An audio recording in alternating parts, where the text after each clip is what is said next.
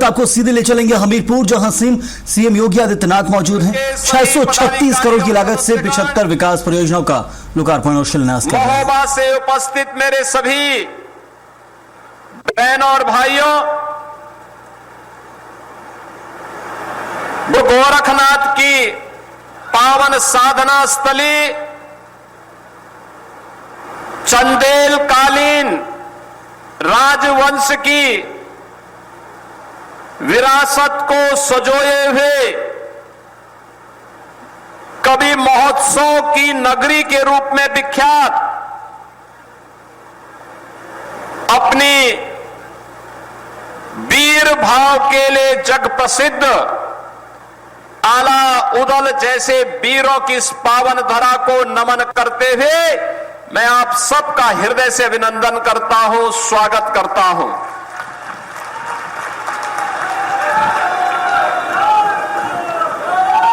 बहनों और भाइयों, आज मुझे महोबा में आने का अवसर प्राप्त हुआ और महोबा में मुझे लगभग 12-13 वर्ष के बाद गोरखगिरी पर्वत पर ऊपर जाने का अवसर प्राप्त हुआ। वहां जाकर के मुझे भोलेनाथ से पहले प्रार्थना की, फिर बाबा गोरखनाथ की साधना स्थली, उनके गुफा मंदिर में ऊपर दर्शन करने का सौभाग्य प्राप्त हुआ। पर्यटन के एक नए केंद्र के रूप में अब महोबा में एक नया स्थल गोरखगिरी के रूप में आपको प्राप्त हो गया है। इस पहल के लिए मैं यहां के विधायक श्री राकेश गोस्वामी जी को,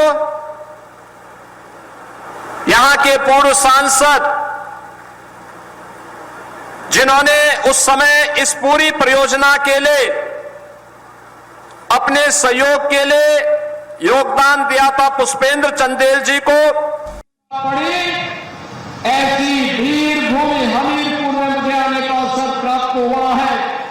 ऐसी पावन धरा को जिसे मां यमुना और बेतवा के संगम पर बसने का सौभाग्य प्राप्त हुआ है, ऐसी पावन धरा को नमन करते हुए आप सभी का मैं अभिनंदन करता हूं।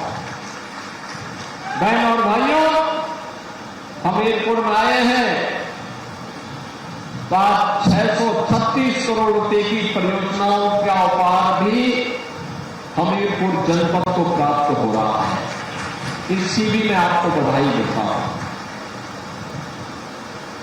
ये विकास की योजनाएं आज इसलिए मूर्त रूप ले पा रही है क्योंकि आपने अच्छे जनप्रतिनिधि देते हैं शुरू करके, अच्छे विधायक गए हैं, अच्छी योजना को लेकर के आते हैं। याद करिए, आज से 9 वर्ष पहले बुंदेलखंड की प्रॉपर कनेक्टिविटी नहीं थी, सड़कें गड्ढों में तब्दील थी, माताएं और बहनें सिर में मिट्टी का घड़ा लेकर के पूरी जिंदगी उसी में गुजार देती थी पानी ढोने में।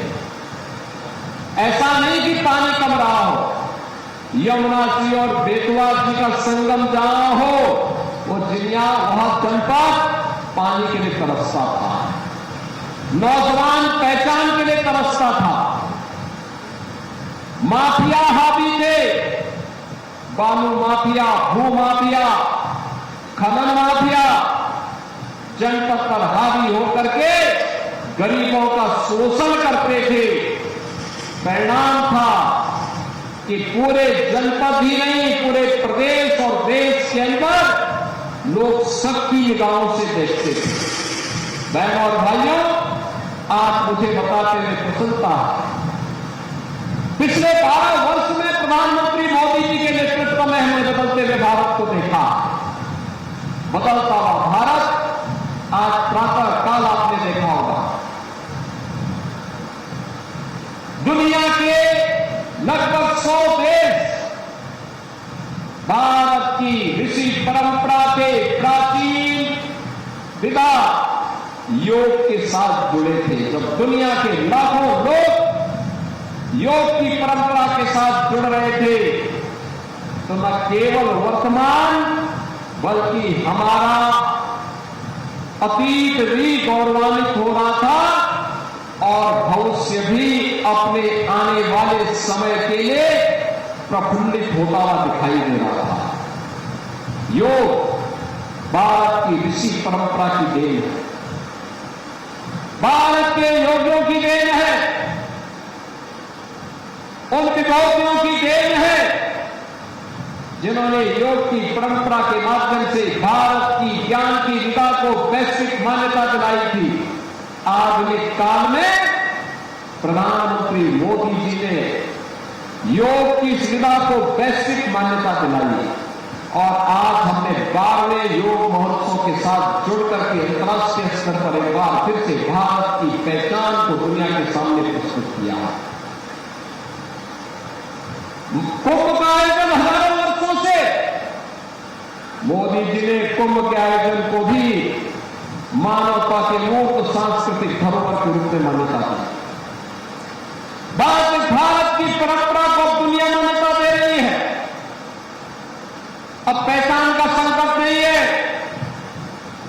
ये पहचान का संकट उन्होंने पैदा किया था जो जातिवाद की राजनीति करते हैं, सत्ता में आते तो अपने परिवार का पेट भरते हैं, उनको अपने परिवार के अलावा कुछ नहीं दिखता। लेकिन मोदी जी के लिए तो 140 करोड़ का भारत ही परिवार है और हमारे लिए 25 करोड़ का उत्तर प्रदेश ही परिवार है। इसलिए 25 करोड़ जनता जनार्दन के हित के लिए कार्य करना, उनके लिए योजनाएं बनाना, उसको प्रभावी ढंग से लागू करना, जब इस उद्देश्य के साथ कार्य होता है तो परिणाम आने में भी देर नहीं लगती। बहनों भाइयों, आज इसी का परिणाम है। जब मैं पहली बार 2017 में मुख्यमंत्री बनने के बाद बुंदेलखंड आया था, मैंने कनेक्टिविटी के बारे में पूछा गया, लोगों ने कहा अच्छी नहीं है, तो मैंने उस समय बुंदेलखंड एक्सप्रेसवे की बात की। आज मुझे बताते हुए प्रसन्नता है, बुंदेलखंड के पास अपना एक्सप्रेसवे है। डिफेंस मैन्युफैक्चरिंग कॉरिडोर, पहले बुंदेलखंड का नौजवान आर्मी में भर्ती होता था और जो उसके पास गोला और बारूद होता था वो दुनिया से मंगाया जाता था, आयात किया जाता था। अब गोला बारूद तोप मिसाइल ये सब यूपी में बन रही है। प्रधानमंत्री मोदी जी के कारण यूपी में बन रही है और यूपी के नौजवान की भारत की सेना की ताकत क्या है। ऑपरेशन सिंदूर में आपने देखा होगा कि लखनऊ में बना हुआ ब्रह्मोस मिसाइल जब पाकिस्तान पर दागा गया, वह जान बचा करके तुम दबा करके दुनिया के अंदर हाय तौबा करते हुए भीख जान की भीख मांगता हुआ दिखाई दे रहा था। यह है नया भारत की ताकत। अब नया भारत पहचान के लिए मोहताज नहीं है और नए भारत की तर्ज पर यूपी ने भी अपनी पहचान बनाई है। हर घर नल की योजना अब बहन और बेटियों को राहत दे रही है। अब उन्हें विश्वास है कि हर घर नल की योजना में जीवन नहीं कटेगा, बल्कि पानी उनके घर तक पहुंच रहा है और अब वह उसके अतिरिक्त कोई नया कार्य भी कर सकती है।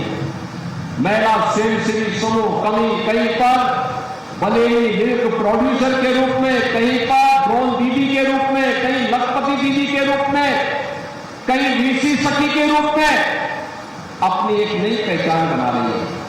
बहनों और भाइयों, अब पुलिस की भर्ती होती है तो बुंदेलखंड का नौजवान भी, हमीरपुर का, महोबा का, चित्रकूट का, बांदा का, झांसी, ललितपुर, जालौन, यहां के नौजवान भी अब उसमें भर्ती होते हैं।